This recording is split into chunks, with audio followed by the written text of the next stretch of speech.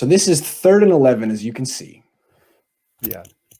This is the second possession. It's going to be going to Kittle, man-to-man against Gilmore. Yeah, Kittle on the out. He's the only one that's really open. And this is a good ball placement by Garoppolo. That's really what I wanted to point out here. This is a deep throw. You know, he gets it out in front of him so that it keeps the DB out of the play. And this is one of his better throws of the game. Let's watch his mechanics. Really well. Holds the safety, gets his head around, and steps into the throw, follows through. Nice spiral. Well, not the greatest spiral, but still great ball placement. There was one later in the game where he threw one to Kittle on the other side where Kittle had to dive for it. Still completed, but this is perfect placement, right? Yeah, this is really nice. And yeah, it's the ball's fluttering on him for some reason. I a lot recently since he's come back. What do you attribute that to? I was kind of looking at it a little bit, trying to figure that out, because some of it I thought was upper body, and the more I watched it, I think really what it is, it's his lower body. He's not really driving with his legs and his hips, because when he throws the ball, he just kind of flicks it out there so much. He really doesn't ever get his shoulders turned all that much. It's one of his better throws of the day as far as getting that done. Just not he's just it was good enough and really driving through it. He's going to complete this ball to Ayuk over the middle, but he does a good job here of coming back to Ayuk. He's actually looking to his left to start with.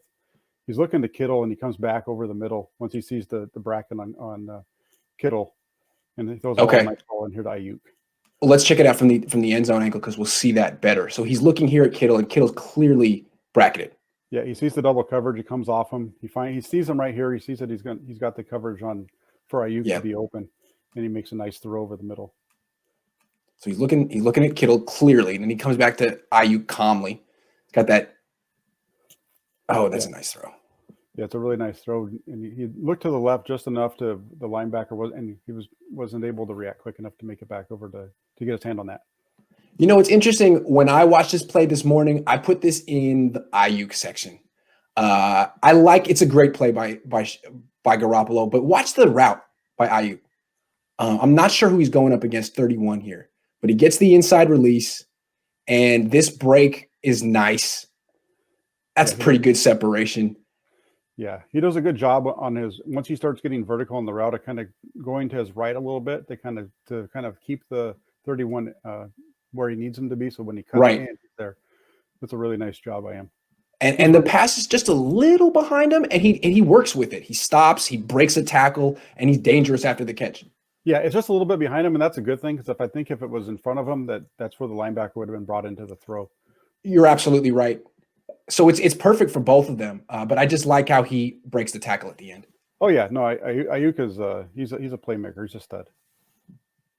Great. I really like Ayuk. I actually would think he might be better than Deebo Samuel right now. I mean, Deebo's a better ball carrier than him, but Ayuk's a hell of a ball carrier too. And then as a route runner, I don't think it's close. Yeah, they're very similar in what they bring. But I think you're right. I think Ayuk's a better receiver at this moment, whereas Samuel's more of a all-around kind of player. Okay, again, Ayuk's here on the left. You take us through it. Yeah, it's going to be an in cut off the play action. So it's just a play action and draws the linebackers up. It's really, this play's either going to Ayuk over the middle quick, or he's got Deebo kind of running a deep route as a second guy with Kittle as his third. But it's a really nice play there. You'll see Samuel get a little upset with himself right here, because if he just blocked his man instead of running by him, he might have got a couple more yards. Oh, you're right. Absolutely. You can see that. Yeah. I guess the reason it's a great reaction from Deebo Samuel. Hilarious. I guess the reason I nitpick Jimmy on here is because that's what I do for a living. And it sinks just a little bit. I mean, he throws it in stride. It just sinks just a little bit. He catches it around his knees, which is fine. And then again, he makes plays after the catch. He's very Deebo in that sense. That guy falls to the ground trying to tackle him. I like him. Yeah. Deebo and Ayuk are very similar. I actually, and I tweeted this during the game, I think Samuel really is way that Kyle uses him. He really reminds me of Ricky Waters in this offense back in the early 90s. That is so interesting. The way that the routes they're running, the plays that they're doing with them. I think it's a fair comparison because to me, they call him a wide receiver, but they use him like a running back. Yeah. Definitely. I mean, he hurt his hamstring on a toss play on 3rd and 8 lined up in the I formation. Yeah. Exactly. You know? Yeah. Yeah. Yep. And I kind of have an issue with that play call. You're up 30-6. It's 3rd and 8. Just toss it to McKinnon and be done with it. I consider him a one-read quarterback. So when I see this, I'm impressed. He's looking downfield. It's not there. He gets to his check down. And that's a really good check down option. I like the design from Kyle Shanahan to put Debo down there because I think he's really more dangerous over here than up the field. But again, like just if you see it from the end zone, he doesn't go there right. It's not designed to go there. He's looking at Kittle first. He's bracketed. It's not there. He calmly gets to his second read and hits him. I mean, it's small, but for someone who thinks of Jimmy, what I think of Jimmy, this is a step in the right direction for him. Yeah, and the only reason that I didn't put this one in there is because I looked at this play as almost more of a design swing pass. Okay. And I was kind of hold the safety. Okay. Yeah, because they've got the receivers, but if you watch this play in full motion, especially if you watch at the top of the screen, yes, Ayuk doesn't even run. He kind of comes out of his break fast, but once we get to about the 9-yard line, he's not even running at that point. It's hard to see in slow motion, but in the you're right. I see it. Yeah. You're right. And that's just kind of the way that I saw it, and I wasn't really going to give him credit for a nice. This is a nice throw. For a second read throw. That's He does a nice job though. He puts it in a position to where he catches it with his momentum, taking him right where he wants to go. So that in that range, you give Garoppolo credit for that.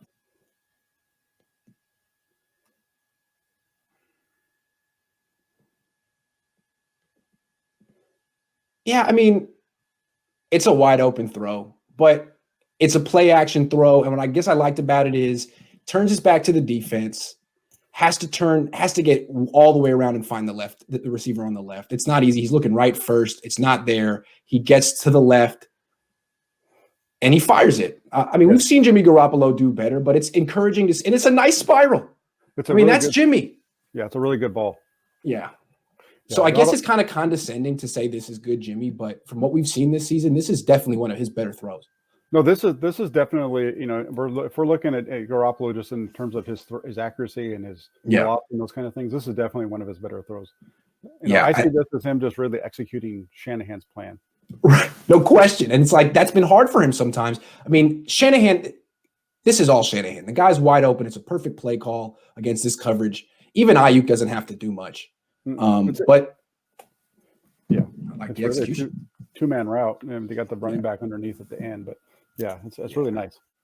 This is the one where he throws to Kittle on the left side. And one of the things that Jimmy does best when he's on is throw outside the numbers to his left. A lot of quarterbacks struggle throwing to their left. Kaepernick did.